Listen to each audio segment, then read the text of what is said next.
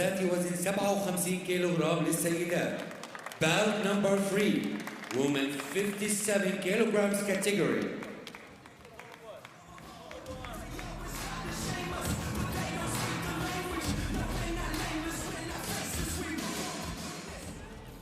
اللاعبة في الركن الأحمر الكورية. In the red corner, representing South Korea, Asia. So we remain in the 57 kilogram featherweight division, and representing the Republic of Korea is IG, excuse me. 20 years of age, from Hwasun in the Republic of Korea, winner of the Republic of Korea qualification tournament to get to this tournament here. Minu Gurung. Her opponent is Minu Gurung from Nepal. 31 years of age is Gurung from Kathmandu in Nepal, and winner of the South Asian Games in that same city, her home city, at the back end of last year. We've got judges from Ireland, Bosnia-Herzegovina, Ukraine, Spain and Cuba who will be keeping a close eye on this one. Referee from Algeria, Mohammed Bissimi. Judges from. And again, Ron, I love this layout. We will see this bout and then the subsequent bout, and those two will meet in the next quarterfinal. Again, these women's featherweights are just 2 wins. This is round of 16. They just need to get to the semifinals. 4 spots going to Tokyo. 2 wins from Tokyo. And believe me, that is in the back of her mind now. I'm sure her team wants her front and center here in round 1.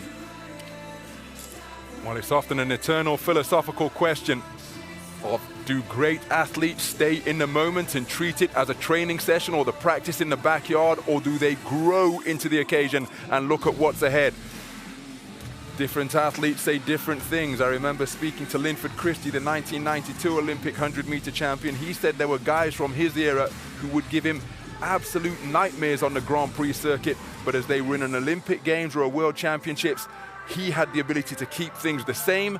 Others would start thinking about the outcome and their performance would decrease as a result. And again, fascinating, eternal philosophical conversation surrounding sport. Yes. Mohammed Besmi of Algeria is the referee. We're about ready for the start of action. Round 1. So we're underway then. Boxers from the Korean Republic and Nepal. The southpaw wearing red is the 2017 World Youth Championship gold medalist. She's still only 19 years of age right now. Here she is transitioning through to the senior ranks. Hasn't had it all her own way in senior competition. 11th place finisher in the World Championships last year, in the same place, losing in the first preliminary round of the 2019 Asian Games in Bangkok. Her opponent is Minu Gurung from Nepal. This, the biggest stage on which she has competed in her Olympic boxing career, the 4-time reigning national champion of Nepal, the figure in blue. Another 30-something-year-old against a 19-year-old.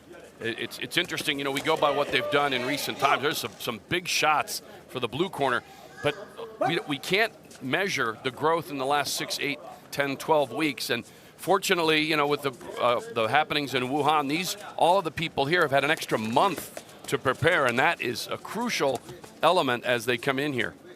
And of course, the flip side of that equation is that for those boxers who have to make weight, which is everybody except the women's, well, even the women's middleweights, but the men's super heavyweights don't have to make weight, they would have been close to their weight-making category, ready to go in Wuhan, and then all of a sudden, wait a minute, they've got another 4 weeks. So do they hold weight?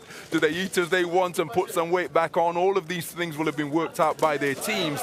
But again, it's another consideration as to what it takes to be an Olympic-style boxer, because these guys have to make weight every day, as having good success with the right hand. That's a great point. People don't, you know, you look at the matches that they have to step in every day, every other day, but you also have to make weight. It isn't like you go home and relax at the hotel and have a meal. I mean, you can't box in your next round if you don't make weight. And again, this is where resource can play such a big factor, not just the talent, because boxing, one of the reasons I am so immersed in the sport, there are so few barriers to entry. If you've got fighting spirit and a pair of hand wraps, then you can go. But once you get to this type of level, if you have the backing of sports scientists and nutritionists and dietitians, it makes all of those other things, such as making weight, injury management, far more straightforward, and you can focus on the boxing. Whereas if that resource isn't available, well, you're often left to your own devices. Yeah, and we saw that a lot in Dakar last week. You know, some of they're struggling just to get there, and those stories of success and living dreams. 33 of those boxers going to Tokyo. That's a life-changing event. They are forever Olympians, regardless of whatever podium they reach or don't reach in Tokyo. And here, like you said, the higher the level, the more of your team, and the team expands. It's family, sure, but it's trainers, it's physiologists, it's all the people who contribute. All you got to do is follow what they say and then get in and punch. So a competitive opening 3 minutes in the book. Im receiving the instructions of her corner. And again, having to make that transition from the youth ranks to mature, experienced athletes in the senior ranks, a different ball game altogether, but she's acquitting herself very well indeed.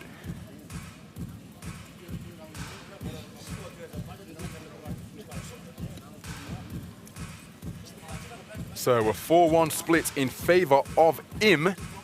Judge D scoring 10-9 in favor of the boxer from Nepal. It's so important to work in the corner. You have, 1 minute? You don't want to speak in sentences. It's short, punchy direction. Obviously, you hydrate and you cool off if possible, but you want to make sure your message is really clear. You don't want to confuse them going into the next round.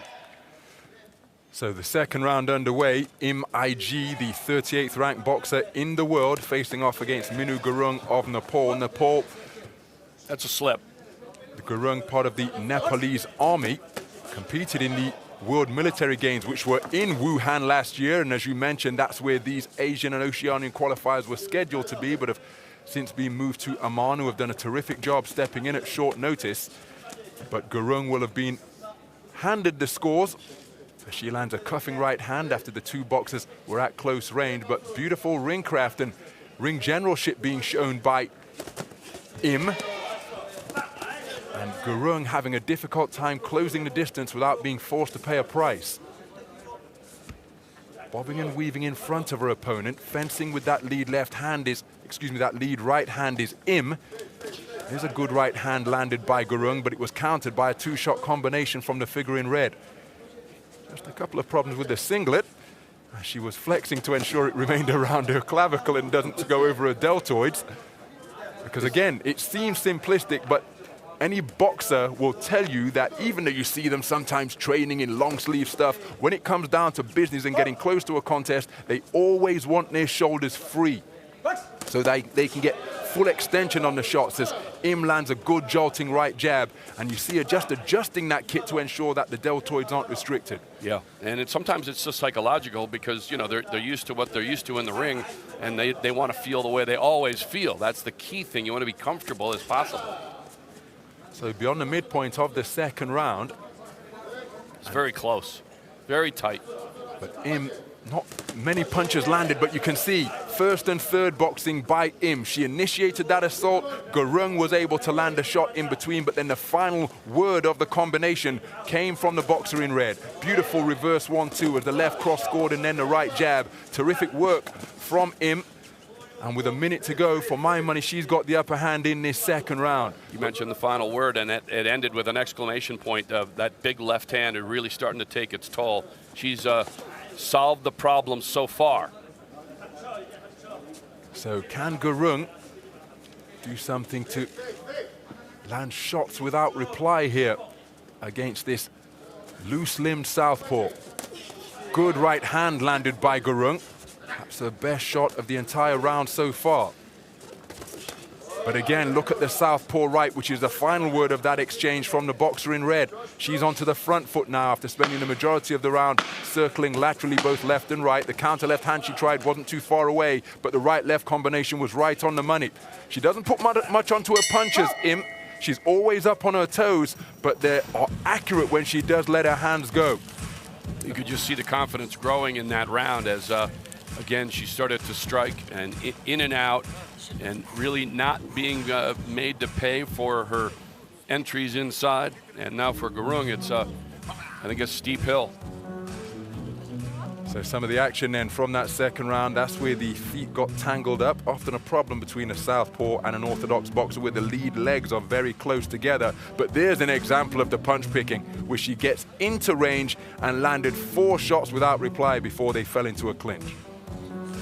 So the scores then from the second round, and this time it is unanimous in favor of Im, 2 of them scoring 10-8. In favor of the boxer from the Korean Republic. Gurung might feel a little bit hard done by with those scores. What we're learning, Ron, early in day 2 here is that the 10-8 is there to be taken without a knockdown or a standing 8. And again, that's not uncommon in Olympic-style boxing, but the key word when giving a 10-8 is dominance. And that looked like a competitive round rather than a dominating one for Im, but that's how the scores have gone in the book. And Im in complete control now, a commanding position. And Gurung, well, she has got to do something to overturn what is a 4-point deficit. Excuse me, a 3-point deficit for judges A and B. It's all even, 19 points apiece for Judge D, but otherwise it is Im who is in control on the scorecards. Wide spectrum of emotion coming out of the corner. They both know what the numbers are. And for Gurung, it's knowing she has to get in and get busy, but she's been trying. It's just she's facing a quicker opponent who is on target. And again, she's the longer boxer, even though there isn't much in it in terms of height. Got a problem with the chin strap on the head guard of Im. Jersey looks a little bit big for her as well, as though she's borrowed it from a boxer in a higher weight class, because it's blousing out around the middle, unless, of course, it's a fashion statement. I don't know. You never know. But the crucial thing is, when it comes to jerseys, even though we're making light of it, is that the waistband must be visible. And by billowing out like that over the top of it, part of the waistband isn't visible, and then that is a hindrance for the judges to see whether a blow is foul or fair. That's a great point there.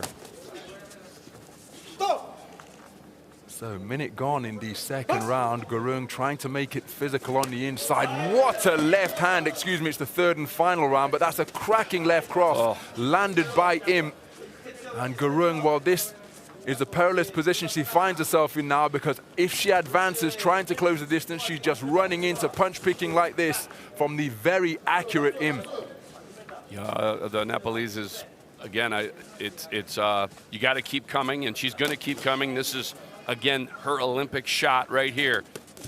And all the training and all the work, this is the dream. And, you know, also understanding it's also part of her growth as a boxer to get in against perhaps a better opponent on this day and try to problem solve. But the problem is a bit too difficult. Look at that combination. Oof. Terrific work from Im, and if the second round was scored 10-8 for judges A and B, well, with a minute to go, if it continues in this vein, we could see more 10-8 scores being tallied in favor of the boxer in red, because she is really warming to the task here. She is confident, she is flowing freely, hands down by her side, and really enjoying her work. And her range is allowing her to make the boxer in blue miss before putting it onto the end of straight, pinpoint accurate punches. It's been a terrific display, and her dominance has grown as the contest has progressed. Ron, the gloves down has been, isn't that a creation of the Cubans long ago? It doesn't indicate, I mean, boxing styles dictate that your hands should be up, but when it's down and you're confident, then you're loading up. And again, it brings these shots from out of the line of vision. When you can snake them up from the belt line, if the opponent's vision and peripheral vision is locked on the head and the chest area, if the hands are coming from where you're not seeing them, any ring veteran will tell you that the punches which do the most damage are the ones you don't see, because you're not able to brace yourself just in that split second for the impact. And if something comes from around the corner or from underneath, they can put you in a world of trouble, even though they may not be the hardest shots. And the boxers who proffer that hands-down style, it's a risk because by definition the chin is open. But if you've got good reflexes, terrific feet, good movement from the head and the waist, if all those things fail, then you better have a solid chin because it's a wide open target for those boxers who choose to compete in that way. And we didn't see that from Im until she was completely in control, confident. Later stages of round 2 and round 3, she went to that feeling like she couldn't be harmed and wanting to load up a little more and just give her next opponent something to think about on tape. Presenting plenty of different looks during the course of that contest, but was flowing magnificently in the final round where her hands were down by her side and she was doing pretty much as she liked. Here's the verdict. The winner by points by unanimous decision. In the red corner representing South Korea. So there's confirmation of a unanimous points decision victory for the 2017 World Youth Boxing Champion Im IG from the Korean Republic through to the quarter-final stage in the women's 57-kilogram featherweight division. A very good display indeed, one which improved as the contest went on. She just put a greater gap between herself and her opponent. She really did as she grew in confidence and knew that everything was working. And now Im just one win from securing a spot in Tokyo. It seems incredible that here we are and here she is, and she will face the winner of our next bout again. I love the draw, the way it plays out. We see the round of 16 winners, and we know who they'll match up against in the quarterfinals. Looking forward to that one coming up. Well, this is an example of the southpaw left cross she was able to reproduce during regular points during that third round, hands down by her kneecaps, and it was a terrific display. Gurung never stopped competing, but simply didn't have the tools to deal with the 19-year-old from the Korean Republic in front of her. Very good performance indeed, and she goes through